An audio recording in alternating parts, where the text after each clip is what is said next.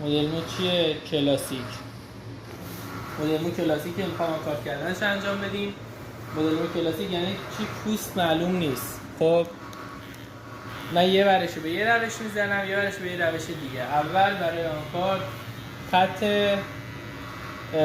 خط ریشو میندازیم، بعدش این هلال رو در میاریم. هلال به این صورته، این کشویی میره جلو، بعدش انگشت پایه میشه، پرگاری میچرخه. حالا اضافاتش رو چجوری میخوایم بگیریم؟ یعنی یکی از روشش اینه، اینا اضافاتش رو بکشیم پایین و اون هلال رو دوباره در بیاریم. به اصطلاح اینجا رو کم پشتش میکنیم. ادامهش اینه که دوباره انگشت پایه، همیشه ما یه پایه داریم، انگشت وسطی پایه میشه، شروع میشه به صورت پرگاری، به صورت تک تک، یعنی ریز ریز. آنکار از این قسمت شروع میشه به پشت. دوباره موها رو میکشیم پایین، اضافاتش رو میزنیم. حالا گوش با این انگشت شست میره عقب، بالای گوش. حالا من هنوز انگشتم پایه است. بعد دوباره گوش با انگشت اشاره میخوابه، دوباره به صورت پرگاری پایمون رو داریم. دوباره میتونیم با این انگشت هم گوش رو بخوابونیم، شونه از بالا میاد پایین، اضافاتش رو میزنیم.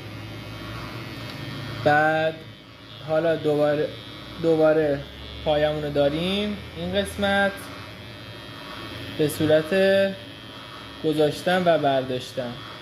ایشون خواب موهاشون رو به پایینه، ما اینو میذاریم همینجا برمیداریم. اگه خواب موهاشون از بالا به پایین بود، ما میذاریم کشویی خلاف جهت میکشیم. اگه از پایین به بالا بود، دوباره کشویی خلاف جهت. خب برای انداختن خط پشت سر، منو بگیر. برای انداختن خط پشت سر، پا به اندازه عرض شونه وا میشه، فاصله تا مدلمون 1 متر.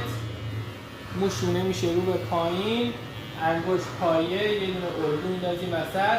خودمون تکون نمیخوریم، یه دونه الگو میندازیم وسط با گوشه خط زنمون یا ماشین اصلاحمون، سمت چپ رو میزنیم.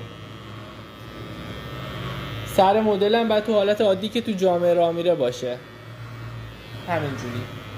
بعد حالا این قسمت الگو از بغل داریم، خطمون رو میندازیم. حالا ایشون رویش موهاش یکم بالا، اینجا یه پیچ داره، این خط یه ذره رفته بالاتر، ما دیگه نمیایم اینو خیلی بالا بندازیم. ایشون اینجا پیچ سرشه، به اینم